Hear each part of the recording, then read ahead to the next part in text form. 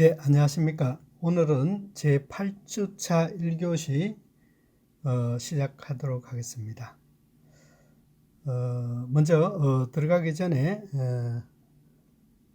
다음 주 14일이 되겠네요. 14일 11시부터 중간고사가 있으니까 지난번에 공지했듯이 시간 맞춰서 중간고사에 임해주기 바랍니다. 상세한 내용은 공지사항에 띄워놨으니까 공지사항을 참조해 주시기 바랍니다. 자, 그러면 제8주차 물류자동화 및 빅데이터에 대해서 설명해 드리도록 하겠습니다. 먼저 이 물류자동화 시스템에 대해서 한번 살펴보도록 하겠습니다. 페이지 3페이지가 되겠습니다. 물류 자동화 빅데이터 분석에 있어서 먼저 시스템에 대한 일반적인 개요에 대해서 한번 살펴보도록 하겠습니다. 시스템이란 하나의 공통적인 목적을 위해서 여러 가지 요소들이 있는데 그 요소들의 하나의 결집되어 있고 그 결집된 집합체들이 조직화해서 계획적으로 하는 방법론을 시스템이다, 그렇게 얘기합니다. 즉 여러 가지 구성 요소들이 서로 독립적으로 따로 되어 있는 게 아니라 그런 기능들을 하나 모아가지고 협력해서 시너지 효과를 나타내거나 갈등하며 방해하는 트레이드오프 관계를 형성하기 때문에 이런 부분들을 서로 유기적으로 보완해 가서 우리가 원하고자 하는 목표를 달성하고자 하는 게 바로 시스템이다, 그렇게 얘기를 합니다. 따라서 물류도 이 기능별, 영역별 이렇게 배웠죠, 그죠? 여러 가지 요소들이 있는데 그런 요소들을 하나의 서플라이 체인상에서 하나의 조합표를 만드는 거죠. 그렇게 해서 조합해서 생산해서 그 소비자의 만족도를 높이기 위한 그 목표를 가지고 전 구간에 하나의 체인상, 그죠? 체인상에 효율적으로 관리하는 부분이 바로 물류 시스템이다, 그렇게 얘기를 할 수 있겠습니다. 그래서 우리 교환에 나타났듯이 기능이 다른 요소들의 집합이고 그 다음 요소 간에 서로 상호작용을 하는 그런 관계고요. 또 이런 요소들이 하나의 공통적인 목표, 즉 고객의 서비스 가치를 높일 수 있는 이런 조건들이 모두 다 만족해야 시스템이 효율적으로 운영된다, 효과가 있다, 시스템 구축에 효과가 있다, 이렇게 얘기를 할 수 있겠습니다.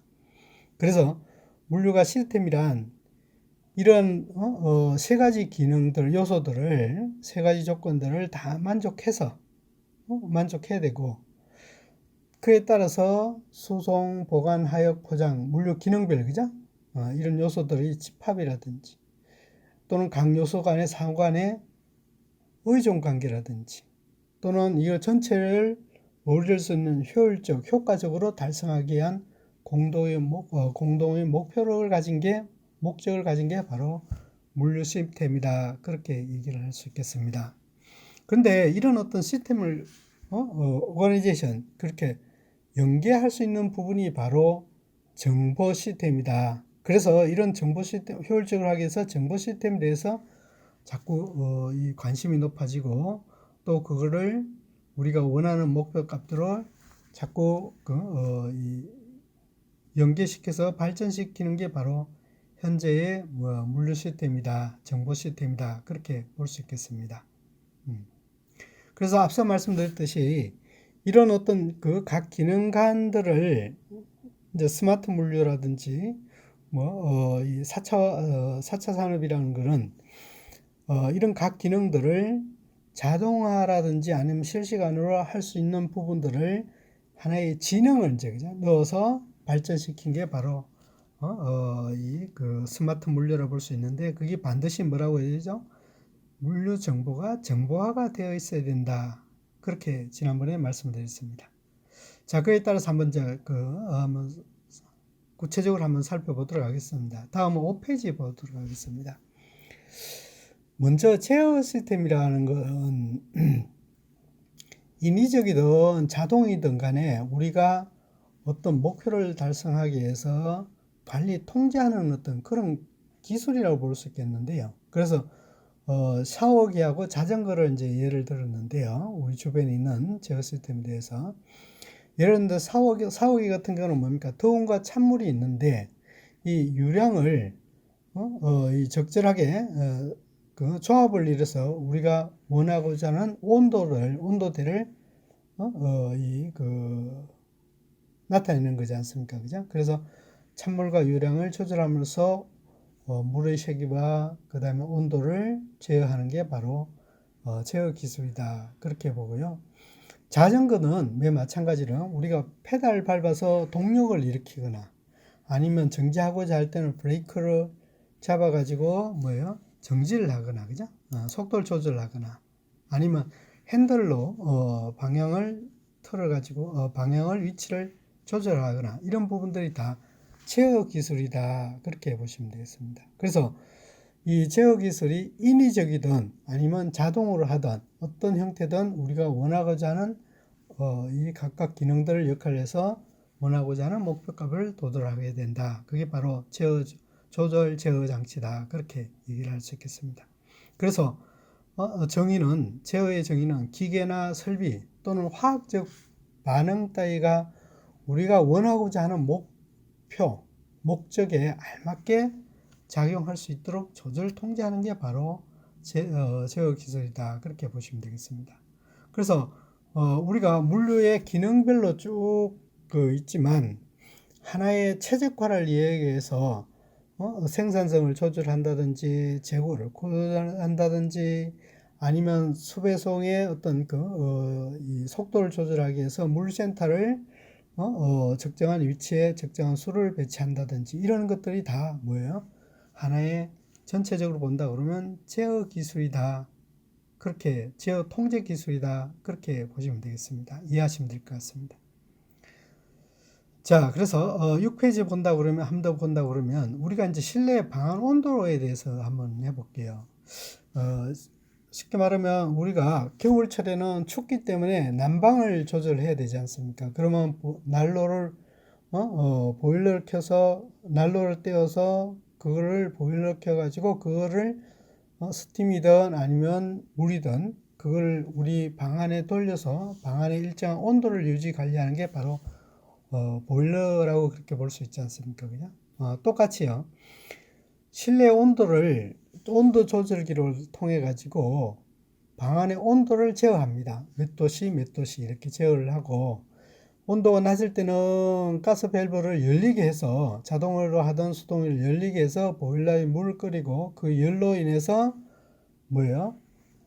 이 난방이 될 수 있도록 하고 만약에 이제 온도가 우리가 원하는 온도 값이 올라지면 보일러가 중단되도록 하는 이런 어떤 제어 시스템들이 우리 일상생활에 상당히 있다.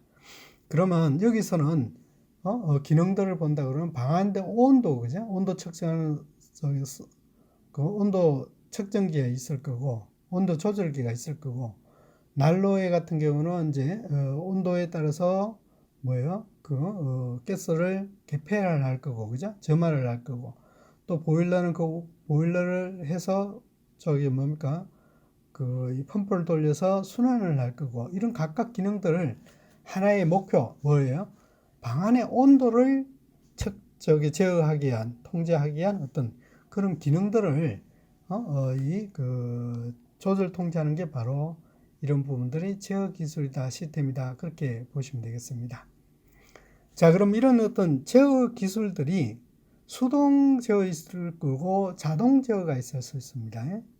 그런 부분도 한번 살펴보도록 하겠습니다. 그래서 앞서 말씀드렸듯이 제어는 물리적 장치를 통해서 우리가 물리적 장치의 출력을 통해서 우리가 원하는 목표 값들을 동작할 수 있도록 작동하는 것을 바로 제어 기술이다 그렇게 얘기를 합니다. 그래서 플랜트 또는 프로세스는 제어를 받는 대상물이다 그렇게 제어를 받는 제어 대상물이다 그렇게 보시면 되겠고요. 그래서 이런 어떤 과정들, 그죠? 프로세스 이런 것들을 제어하는 것들. 제어기는 앞에 말씀드린 보일러, 그죠? 보일러의 온도를 높일 수 있는 뭐예요? 이 난로 기능이다. 그렇게 보시면 되겠습니다. 그래서 난로를 켜고 끄고 할 수 있는 제어 장치다. 그렇게 보시면 제어기다. 그렇게 보시면 되고요. 입력이다. 그렇게 보시고요. 그 다음에 이제 제어 시스템이라는 건 전체, 그죠? 방 온도의 제어기, 온도 제어기, 그 다음에 보일러, 그 다음에 이 난로, 이런 기능들이 다 뭡니까? 통틀어서 제어 시스템이다. 그렇게 볼 수 있겠습니다. 그래서 플랜트하고 제어기를 포함한 전체 장치를 제어 시스템이다. 그렇게 보시면 되겠습니다. 그런데 이런 제어 시스템들이 수동 제어 있고 자동 제어 있습니다. 수동 제어는 사람이 인위적으로 조작에 의한 거고요. 자동어는 일정하게 뭡니까? 정해놓으면 그 값을 스스로 읽히고 통제해서 운영될 수 있는 기계에 의한 장치, 그렇게 보시면 되겠습니다. 그래서 이제 앞서 말씀드렸듯이 이제 온도, 습도를 조절하는 난방 장치라든지 우리 콜드 체인 장치라든지 로봇 제어 기술이라든지 위치 제어 이런 것들요. 그 다음에 유량이라든지 온도, 압력 이런 것들 체크하는 것들. 그 다음에 이제 운행에 관련된 항법 장치, 그죠? 요즘 많이 나오는 자율주행 자동차라든지 이런 것들이 되겠죠, 그죠? 그래 비행유도라든지 선박이라든지 인공위성 이런 부분들이 뭡니까? 자체 제어 기술이다. 그렇게 볼 수 있겠습니다. 자, 그러면 이제 앞에 말씀드렸듯이 플랜트, 출력, 제어 입력, 외란 이렇게 이제 제어 시스템들을 크게 구성할 수 있는데요. 그래서 플랜트는 제어할 수 있는 대상, 이 앞에 우리 그림에 나타났듯이 자동차, 그죠? 자율주행 자동차라고 볼까요? 자동차가 제어 대상이 될 것 같고요. 그래서 플랜트라고 보고요. 출력은 제어량, 즉 다시 말하면 자동차가 속도라든지 아니면 뭡니까 방향이라든지 이런 부분이 되겠죠, 그죠? 일정한 제한 속도, 예를 들어서 시속 60km면 시속 60km에 대한 센서를 익혀서 그에 대해서 속도를 조절할 수 있도록, 그죠? 그 다음에 방향을 전환하거나 이런 것들이 되겠고요. 이게 바로 제어량, 출력이다. 그렇게 얘기를 할 수 있고요. 그 다음에 이제, 동력을, 에너지를 가해서 동력을 일으켜서, 운동 에너지를 바꿔야 되니까 그게 바로 뭐예요? 연료를 해서 엔진을 가동해서 동력을 전달하는 엔진의 힘, 그 다음에 정지했을 때 브레이크 힘, 핸들 조절했을 때 핸들의 각도, 이런 것들이 바로 뭐예요? 제어 입력이다.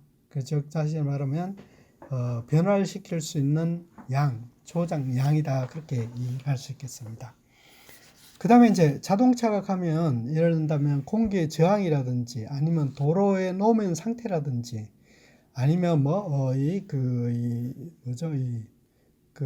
정체 현상이라든지 이런 부분들은 이 어떤 상황에 쉽게 우리가 인위적으로 할 수 있는 부분보다도 어떤 자연적인 재해라든지 아니면 그런 어떤 운행에 관련된 제약 조건들이지 않습니까? 그죠? 이런 부분들을 바로 외란 이렇게 얘기를 합니다. 그래서 그에 대한 장애적 요소들 이런 부분들이 바로 잡음, 외란 이렇게 얘기를 합니다. 그래서 우리 제어 시스템은 플랜터, 출력, 그 다음에 제어 입력, 외란 이렇게 크게 네 가지로 나눠볼 수 있다. 그렇게 보시면 되겠습니다. 자, 그 다음에 이제 앞서 말씀드렸듯이 이제 물류는 정보를 중심으로 한 제어 통제 관리 기술이다. 그렇게 얘기를 할 수 있다고 그랬죠, 그죠? 그래서 정보의 가치에 대해서 한번 보도록 하겠습니다. 정보는 무엇보다도 제일 중요한 건 뭡니까? 정확성이어야 될 거고, 그 다음에 필요할 때 바로바로 뭡니까? 쓸 수 있는, 도출해서 그걸 응용할 수 있는 데이터화 되어야 된다. 그 다음에 이제 그걸 어떤 통제 관리할 수 있는 어떤 독점성이라든지 가치가 있는 경제성이어야 된다. 뭐 이렇게 얘기를 할 수 있는데 그걸 한번 살펴보도록 하겠습니다. 먼저 정보는 정보의 기능하고 가치로 나눠볼 수 있겠네요. 정보의 기능은 아까 말씀드렸듯이 우리가 뭘 할 것인가, 어떤 목표를 할 것인가인데, 즉 다시 말하면 다른 재화나 용역의 생산에 의해서 용역에 의한 생산이라든지 유통, 판매 효율적으로 이루어질 수 있도록 할 수 있는 역할을 하는 게 바로 정보의 기능이다. 그렇게 얘기를 할 수 있는데요. 그래서 의사 결정을 할 수 있는 중요한 역할을 하더라. 경영 판단을 할 수 있는 데이터화하는 게 굉장히 중요하다고 그랬지 않습니까? 그죠? 그 다음에 이제 이 데이터들이 사실상 자원으로서 가치가 있어야 됩니다. 참값이 돼야 된다는 얘기죠. 그 다음에 이제 정보의 가치가 그만큼 중요해지고 있는 그런 부분이다. 그렇게 보시면 됩니다. 그래서 의사결정에 보인다고 그러면 이제 생산에 필요한 뭐 4대 요소, 그죠? 자본, 노동, 품질, 뭐 물질, 정보 이렇게 볼 수 있겠는데요. 즉, 물질이 이제 제품이라 보겠죠, 그죠? 상품이라 보면 되겠습니다. 그 다음에 가치는 생산 후에도 소비에 의해서 고갈되지 않고 계속적으로 우리가 그거를 운영할 수 있는 그런 자원, 이런 부분이 되겠고요. 그 다음에 재화가 실제적으로 우리 사회에 가치가 있는 이런 부분이 돼야 된다. 그래서 정보의 가치가 증대되고 있다. 그렇게 보시면 돼요. 그래서 요즘은 정보도 하나의 중요한 우리 경영하는 데 있어서 굉장히 중요한 자원적 요소로 많이 상승되어 있기 때문에 그만큼 정보 수집을 얼마만큼 정확하게 하느냐, 그 다음에 신속하게 하고 이런 부분들을 굉장히 요구를 하고 있죠. 자, 그 다음에 정보의 가치를 볼게요. 앞서 말씀드렸듯이 이렇게 취합된 정보들을 필요한 시기에 필요한 적절한 장소라든지 시기에 쓸 수 있어야 되는 거고, 이 정보가 정확해야 된다는 얘기죠. 그죠? 그래서 진실된 값들이 나온 정보여야 된다. 그렇게 보시고요. 그 다음에 이제 나만의 독특한 이 독점적인 체계를 갖춘다고 그러면 그 가치는 더욱더 높아집니다. 그래서 요즘은 이 소비자들의 구매 패턴이라든지 아니면 생활 환경이라든지 뭐 이런 부분을 통해서 빅데이터 분석해서 그 빅데이터를 나만의 가치 있게끔 쓰려고, 그죠? 높이려고 굉장히 기업들은 노력을 하고 있습니다. 그죠? 그래서 독점성이라든지. 그 다음에 그 분석된 데이터 자체가 경제성이어야 된다는 얘기입니다. 적은 비용으로서 많은 효과를 낼 수 있는, 활용도가 높을 수 있는 경제적 가치가 있어야 된다. 그렇게 보시면 되겠습니다. 그 다음에 이제 그걸 통해서 누적된 그 정보를 바탕해서 새로운 생산물을 조출한다든지 아니면 새로운 가치를 부여해서 또 새로운 상품화를 만든다든지 이런 부분으로 계속적으로 정보의 가치가 요구되고 있는 그런 현상이다. 그렇게 보시면 되겠습니다.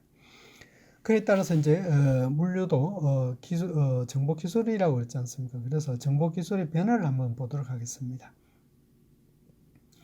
자, 정보 기술 1세대 같은 경우는 중앙 집중형이었죠. 그죠? 그래서 테크놀로지 도메인을 중심으로 해서 비즈니스, 그죠?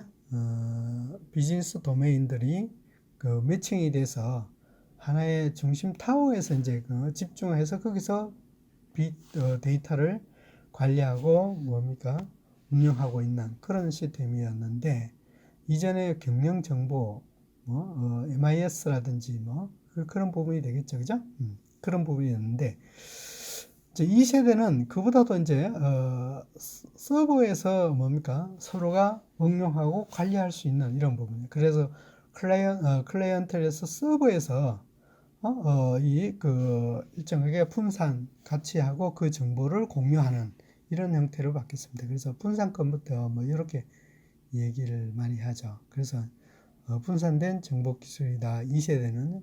3세대는 이제는 그게 아니라 이제 업무라 신속이라든지 아니면 바로바로 어떤 가치, 적시성이라든지 이런 부분들이 요구되고 있기 때문에 바로 거기서 바로 뭡니까?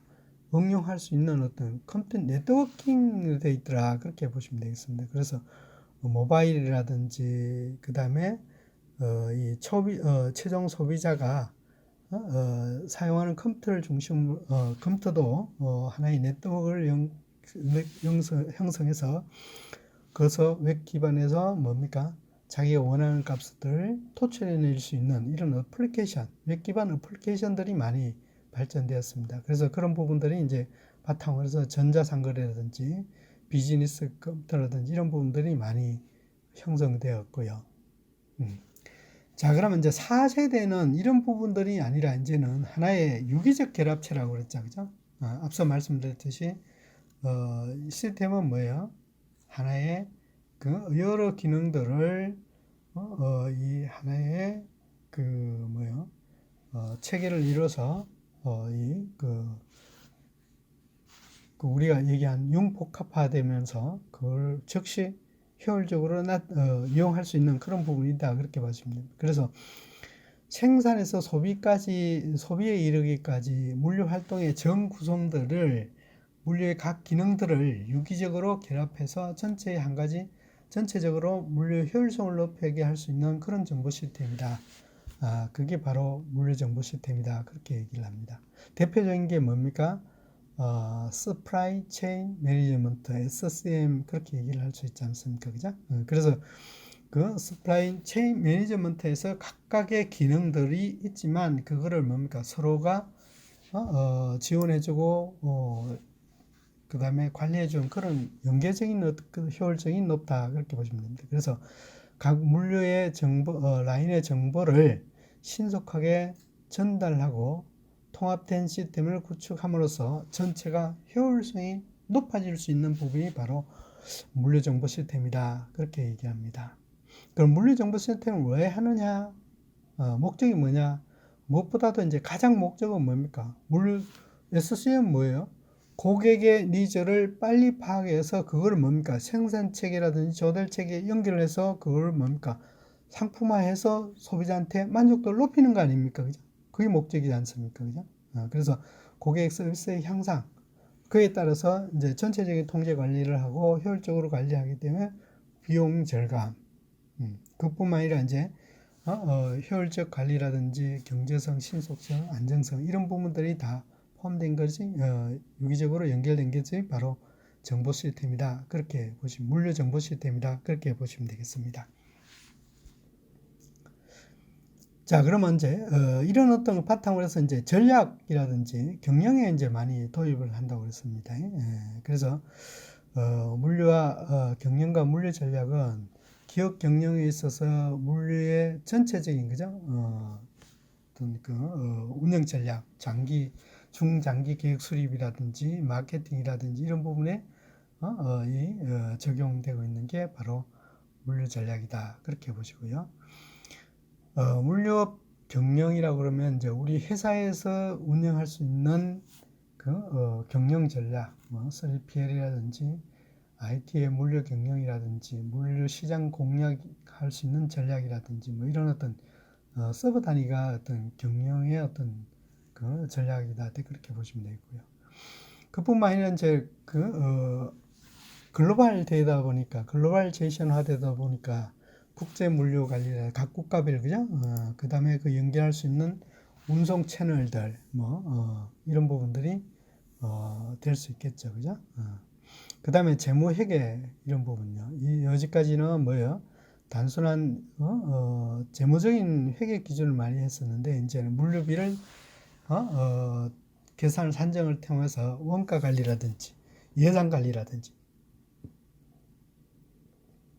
이런 부분들이 계속적으로 요구되고 있고 그래서 이제 전체적인 수요 관리 그죠? 수요 예측 SCM을 통해서 수요 예측이라든지 그에 대한 전사적인 어떤 업무들을 통제 관리할 수 있는 이런 부분들을 응용이 되어 있고요.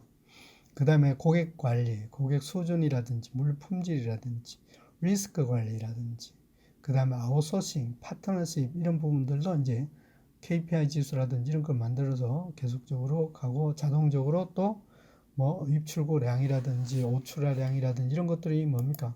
정보 시스템을 통해서 다 관리가 될 수 있지 않습니까? 자동으로. 그죠?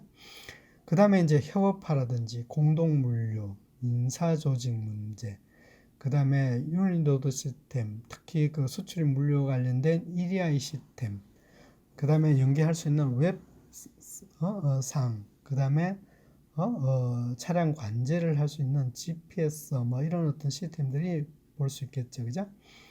그래서 이런 부분들이 전체 다 뭡니까? 하나에 연계시켜서 얼마나 효율적으로 운영 관리를 할 수 있는가? 바로 그게 바로 경영 정보 시스템을 물류 정보 시스템을 통해서 경영 전략까지 그죠? 경영 운영 전략까지도 수립할 수 있는 이런 기술들이 요즘은 많이 하고 있다. 그렇게 적용하고 있다. 그렇게 보시면 되겠습니다. 그래서 13페이지 봐주십시오. 그래서 이런 것들을 운영 기술을 보도록 하겠는데요. 하역, 그 다음에 자재 운영 관리, 그 다음에 정보 이렇게 볼 수 있겠는데 먼저 우리가 그 물류와 관련된 이 체계라든지 이런 부분들이 기능별, 영역별 관리, 그뿐만 아니라 전사적 관리 이런 부분들이 이제 물류 정보에 응용된다고 했지 않습니까? 특히 요즘은 이제 청결성 문제 3정 OS라고 들어보셨죠? 3정이라고 그러면 정품, 정량, 정의치를 적재 요소에 적시에 요소에 얼마만큼 잘 배치했느냐에 따라서 불량률이라든지 아니면 뭐예요? 그 다음에 부족분이라든지 이런 그 다음에 재고의 악성 재고라든지 이런 부분들이 없어질 수 있고요. 그 다음에 청결을 하기 위해서 OS 운동이죠. 청결, 정리, 정돈, 청소 습관을 통해서 항상 뭐예요? 바로 최적의 생산 언제든지 최적의 생산 시스템을 가동할 수 있도록 최적화를 만든 이런 부분들이 바로 관리할 수 있는 부분이 바로 운영 기술이다. 그렇게 보시면 되겠습니다. 그 다음에 이제 고객 만족과 물류 서비스 수준 평가라든지 이런 부분들이 다 뭡니까? KPI 지수를 만들어서 한다고 그랬죠. 그죠? 그래서 그런 부분들이 관리가 되어 있고 그 다음에 이제 이 물류 부분에 수배송 문제, 배차 문제라든지 그 다음에 공동 수배송 문제라든지 그 다음에 차량의 그 운행 관리 문제라든지 그 다음에 운임이라든지 이런 부분들을 다 뭡니까? 일목요연하게 관리를 할 수 있고 뭘로요? 정보 기술을 통해서요. 그 다음에 이제 재고 문제 앞서 말씀드렸듯이 그 서플라이 체인 매니지먼트 상에서 공정 간의 재고도 될 수 있고 그 다음에 판매를 위한 상품 재고도 될 수 있고 그 다음에 그 조달할 때 자재 재고 이런 부분들이 다 수요 예측을 통해서 얼마만큼 최적적으로 공급을 해서 재고 관리를 적절할 것인가 이런 부분요. 그 다음에 이제 원부자재 관리들 그 다음에 그 자재 관리라든지 아니면 상품 관리 이런 부분들을 볼 수 있겠는데 피킹 문제라든지 그 다음에 분류 시스템이라든지 그 다음에 기계와 자동을 통해서 인력을 절감한다든지 이런 부분들이 바로 이 물류 기술의 주요 내용이다 그렇게 보시면 되겠습니다. 그뿐만 아니라 이제 물류 거점들의 네트워크가 중요한데요. 그 물류센터들을 요즘은 뭐예요? 중앙 집중하고 서버들은 지역 리저널 센터라든지 이런 부분들은 최소화시켜서 가능하면 재고를 전사적인 재고를 축소를 하고 그 다음에 이 전진 배치를 시켜 소량을 중심으로 해서 전진 배치를 리저널 센터라든지 소량으로 전진 배치해서 고객에 필요할 때 바로 즉시 공급해 줄 수 있는 이런 어떤 이 네트워크가 중요하다고 그랬습니다. 그래서 물류 계획이라든지 거점 설계라든지 계획이라든지 그 다음에 네트워크 거점 이런 것들이 계속 결국 정보 시스템을 위해서 가능할 것 같고요. 포장도 매우 마찬가지입니다. 환경적인 문제가 계속적으로 나타날 수 있고 그 다음에 그 환경성 문제의 어떤 리사이클 문제, 적당히 회수 및 폐기 문제 이런 부분들 친환경 관리 문제 그 다음에 이제 일회 용도를 높이기 위해서 팔레타이저라든지 컨테이너 문제 이런 부분들이 계속적으로 요구되고 있죠. 그래서 유니트 로드 시스템을 통해서 일관화 시킬 수 있는 이런 부분들을 뭡니까 계속적으로 관리되고 있다 그렇게 보시면 되겠습니다. 그 다음에 물류 관리는 이제 안전이라든지 서비스 품질이라든지 조직 이런 부분도 있겠지만 이제 제일 우리 입장에서는 제일 큰 문제는 이제 앞서 말씀드렸듯이 물류비 산정을 통해서 물류비 관리 그죠 코스트 문제. 그래서 항목별로 기능별로 영역별로 물류비를 산정해서 어느 부분이 문제가 있는가 과다하게 소요되고 있는지 아니면 과소되고 있는지 그런 부분들을 비용적인 측면에서 따져가지고 그걸 개선해 준다고 그러면 전사적으로 균등하게 배분될 수 있는 비용이 배분됨으로써 효율적으로 됨으로써 전사적인 비용이 절감될 수 있는 이런 부분도 나타날 수 있다 그렇게 보시고요. 그 다음에 이제 이 정보 부문에 이제 정보 네트워크 기술 설계 이런 부분들이 계속적으로 요구되고 있는 그런 사항이다 그렇게 보시면 되겠습니다. 또 한 가지 이제 프레젠테이션이라고 볼 수 있겠는데 무엇보다도 이제 앞서 말씀드렸듯이 우리 그 비용적인 측면이라든지 아니면 고객의 서비스 만족도라든지 이런 부분을 중심으로 해서 서비스 품질도 있겠지만 상품 품질이라든지 이런 부분들을 공정하게 공평하게 할 수 있는 효율적으로 할 수 있는 이런 부분들이 계속적으로 요구되고 있다 그렇게 보시면 되겠습니다. 그래서 시스템 설계를 분석하기 위해서 물류 시스템의 설계라든지 그 다음에 물류센터의 그 운영 관리를 위한 효율적으로 하기 위해서 배치라든지 이런 것들요. 무엇보다도 이제 이 공정 간의 분석들. 그래서 요즘은 빅데이터를 통해서 공정 간 분석에서 최적화를 할 수 있는 이런 어떤 데이터들을 계속적으로 지금 활용을 하고 있는 사실입니다. 하고 있습니다. 또 한 가지는 이제 우리 재고 일수 물류센터라든지 아니면 전사적으로 재고를 얼마만큼 효율적으로 가져갈 것인가, 최적화를 가져갈 것인가 이런 부분들도 계속적으로 여지까지의 어떤 고객의 공급망이라든지 아니면 여지까지 실적을 중심으로 해서 계속적으로 데이터를 분석해서 재고를 최적화시키는 이런 부분들이 많이 요구되고 있다 그렇게 보시면 되겠고요.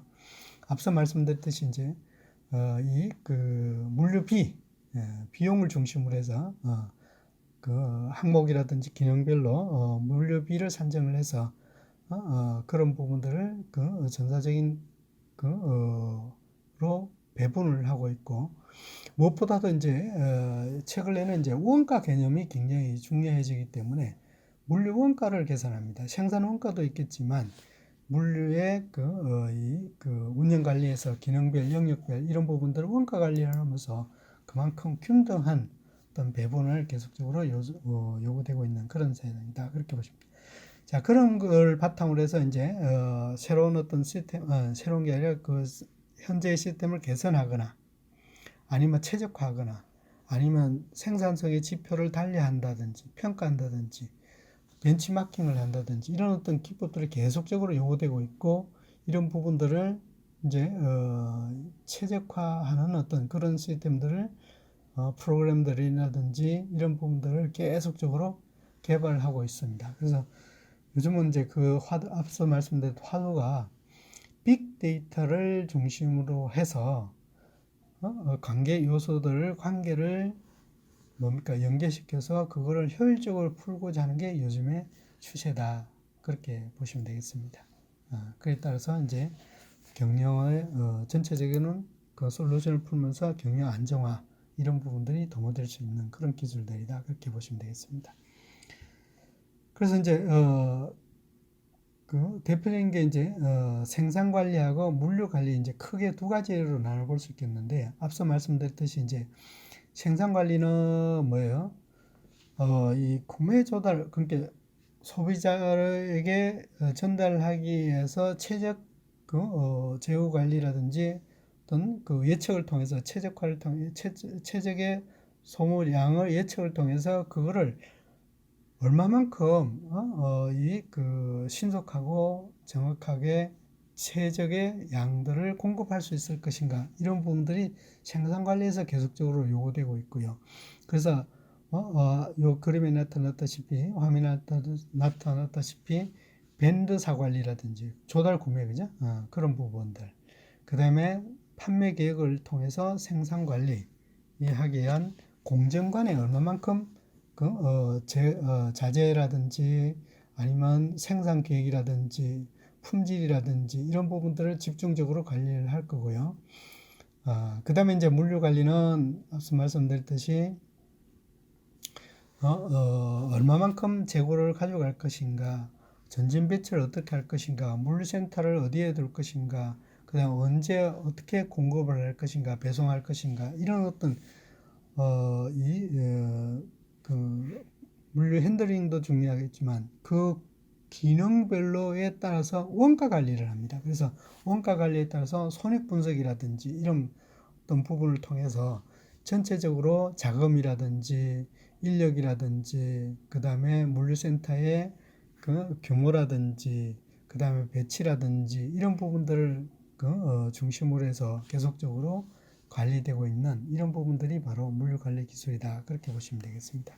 그래서 언젠가는 제가 한번 말씀드렸듯이 TQM이라 있었지 않습니까? TQM이란 뭐예요? 토탈 퀄리티 해서 전체 전사적인 품질 관리라고 그랬죠, 그죠? 품질 관리 시스템이라고 볼 수 있겠는데, 그래서 소비자의 어떤 만족을 높이기 위해서 소비자한테 전달하는 과정들을 조달 생산 계획에서부터 조달 생산 이런 부분들을 하나하나 요소마다 뭡니까? 관리 기준을 설정하고 원가 분석을 통해서 전체적인 어떤 그 프로세스를 효율적으로 관리할 수 있는 부분들이 바로 최근에 많이 이 TQM이라든지 이런 부분들을 통해서 정보 시스템을 통해서 정보 시스템을 통해서 TPM 관리라든지 이런 부분들이 이루어지고 있다. 그렇게 볼 수 있겠습니다. 자, 그 다음에 이제, 그걸 바탕으로 하는 게 이제 SCM이라고 얘기를 했는데, SCM은 앞서 말씀드렸듯이 우리가 계속적으로 얘기됐죠, 그죠? 이 소비자 니즈를 판매 예측을 통해서, 그죠? 아직까지 수년 동안의 소비자의 트렌드라든지, 이런 부분들을 분석해서 언제 어떻게 생산할 것인가 이런 부분들을 이제 계획 수립하는 부분이 이제 SCM이라고 볼 수 있는데 제조, 물류, 소매점 이르기까지 전체적으로 그죠? 그 통합해서 연계를 관리할 수 있는 이런 부분들이 바로 SCM이다. 그렇게 얘기를 했습니다. 그래서 간단하게 말씀드릴게요. 그래서 최종 생산에서 최종 소비자에게까지 상품 정보라든지 그 다음에 자금 흐름이라든지 그에 대한 경비, 원가 관리 이런 부분들을 관리를 해서 부적절한 부분들을 빨리 수정하고 개선해서 최적화를 만드는 게 바로 그 SCM이다 그렇게 얘기를 했습니다. 그러면 ERP 시스템하고 SCM하고 뭐가 차이 나느냐? ERP는 뭡니까? 전사적인 업무인데 이제 한번 비교를 해볼게요. SCM은 소비자의 만족을 높이기 위해서 판매 계획을 중심으로 해서 의사결정을 하는 거고 ERP는 엔터프라이즈, 우리 생산 자체에서 생산, 조달, 생산, 판매까지의 어떤 프로세스를 어떻게 효율적으로 할 것인가 그게 바로 ERP다 그렇게 보시면 되겠습니다. 그래서 SCM은 하나의 운영관리라는 프로세서 중심이고요. 그 ERP는 처리 관리 능력 중심이다. 그렇게 보시면 되겠습니다. 그래서 SCM은 이 소비자들의 그 예측, 디맨드 포캐스팅 통해서 하고, 그 다음에 오더를 얼마만큼, 그러니까 주문 관리를 어떻게 그 운영 관리할 것인가. 그 다음에 그에 대한 전사적으로 그 운영 계획, 생산 계획이라든지 스케줄링을 어떻게 할 것인가, 물류 관리를 어떻게 할 것인가, 이런 부분들이 생산, 소비자, 포캐스팅을 통해서, 예측을 통해서 조달, 생산, 물류, 저기 고객 관리, 이런 어떤 그 프로세스를 중심으로 해서 전사적으로 관리하는 부분이고, ERP는 하나의 기능들, 재무, 회계, 생산, 구매, 이런 어떤 자재 운영 계획, 이런 부분의 기능 중심이다. 그렇게 보시면 되겠습니다. 그래서 ERP 시스템에서 ERP 그 중심으로 확대된 게 SCM이다. 그렇게 지난번에 한번 말씀드린 걸로 알고 있습니다. 그래서 이런 부분들이 약간 차이가 있다. 그렇게 보시면 되겠습니다. 자, 또 한 가지는 이제 퀵 리스폰스하고 ECR 또는 EHCR 뭐 이렇게 해서 여러 가지로 표현을 하고 있는데요. 그래서 이 얼마만큼 신속하고 정확하고 고객 중심으로 효율적인 소비자 대응 중심으로 어떻게 갈 것인가, 이런 부분들 중심으로 물자 중심이었는데 지금은 뭡니까?